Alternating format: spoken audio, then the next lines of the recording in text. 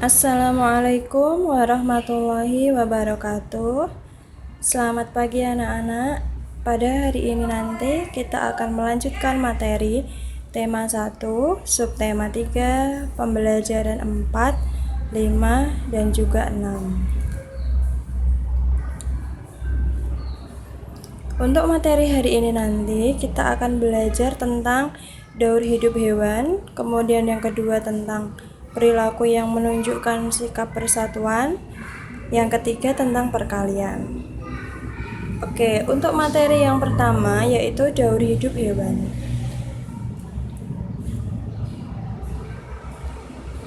Daur hidup atau metamorfosis adalah proses perkembangan pada hewan yang melibatkan perubahan fisik setelah proses penetasan atau kelahiran.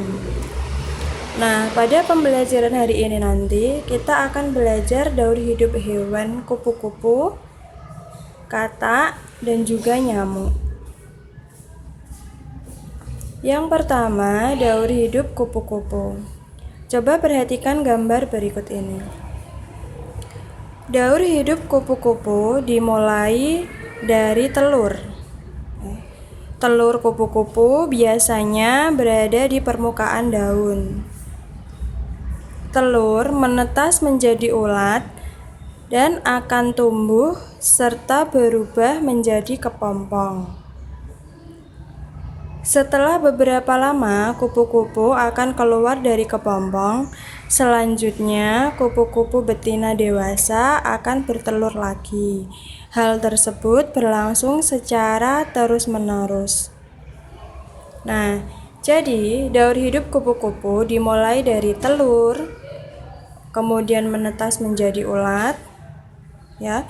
Kemudian ulat makan daun terus-menerus, kemudian sampai ketika umurnya dia menjadi kepompong.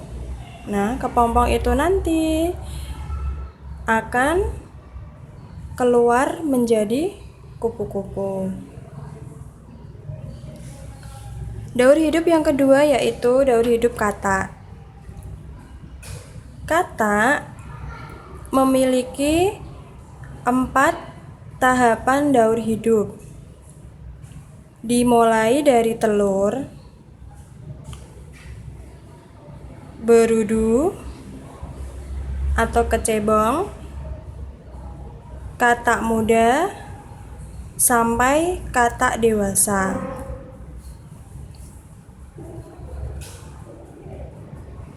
Katak betina bertelur di air, ya. Prosesnya, telur katak kemudian pada hari ke-21 akan menetas, kemudian berubah menjadi berudu. Berudu memiliki ekor dan hidup di air. Ekor pada berudu digunakan untuk berenang. Nah, ketika kaki berudu mulai tumbuh, ekor tersebut mulai menyusut. Berudu mulai berkembang menjadi katak berekor, ya. Katak-katak berekor sering berada di darat. Pertumbuhan berikutnya, ekor katak mulai menghilang. Katak berkembang menjadi katak dewasa. Untuk melestarikan keturunannya, katak betina dewasa akan bertelur dan menghasilkan katak-katak yang lain. Daur hidup yang ketiga yaitu daur hidup nyamuk. Ya. Yang perlu anak-anak tahu, nyamuk betina dewasa berkembang biak dengan bertelur di permukaan air yang tenang, di mana nyamuk betina tersebut dapat bertelur hingga 100 butir. Nah, coba kita perhatikan gambar berikut ini. Daur hidup nyamuk dimulai dari telur yang dikeluarkan oleh nyamuk betina. Setelah menetas, telur akan mengeluarkan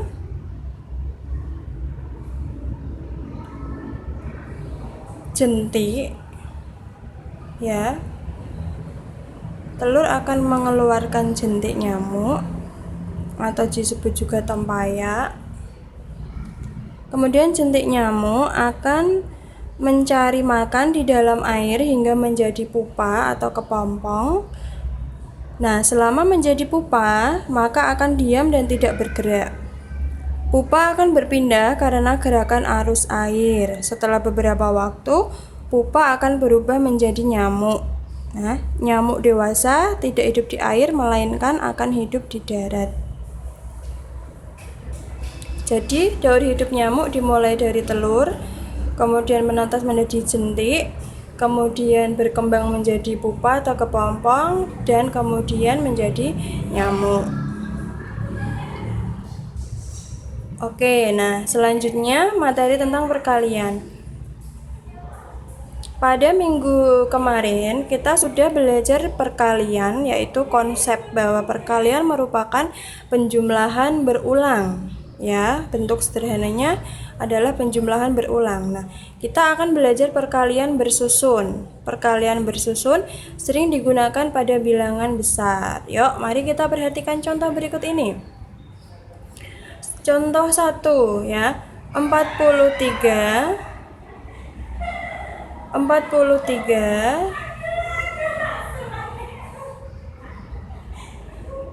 dikali 3 ya. 43 adalah bilangan yang dikali dan 3 adalah pengali. Langkah pertama,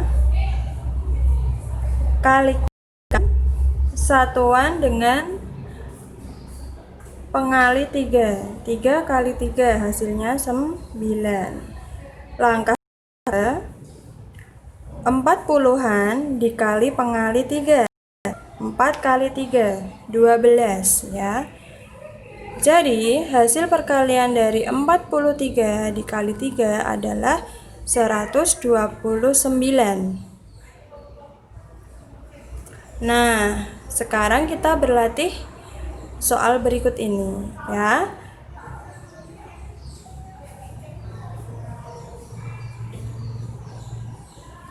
Oke, materi yang ketiga yaitu perilaku yang menunjukkan sikap persatuan di rumah, di sekolah, dan juga yang terakhir ini di masyarakat ya.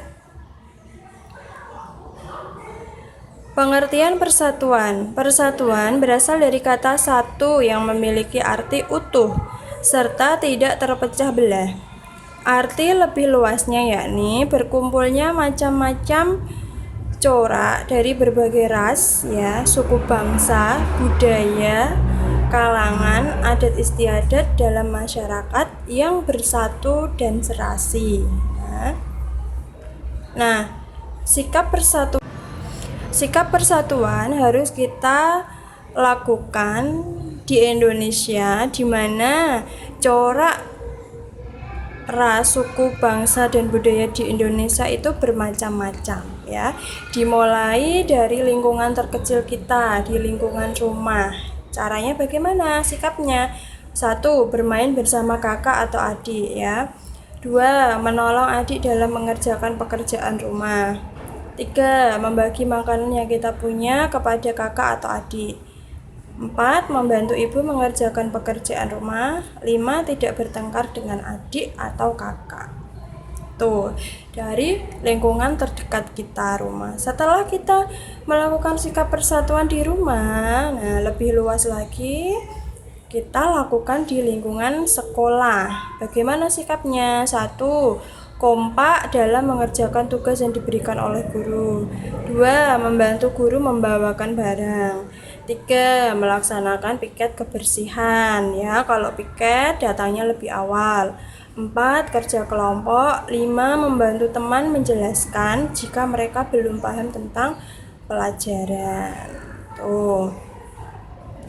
Nah, kemudian setelah kita mempraktekkan itu di rumah, di sekolah, nah lebih luas lagi anak-anak lakukan sikap persatuan itu di masyarakat ya, harus bisa bermasyarakat. Hablum minan nas ya, hubungan dengan masyarakat atau manusia. Contohnya 1.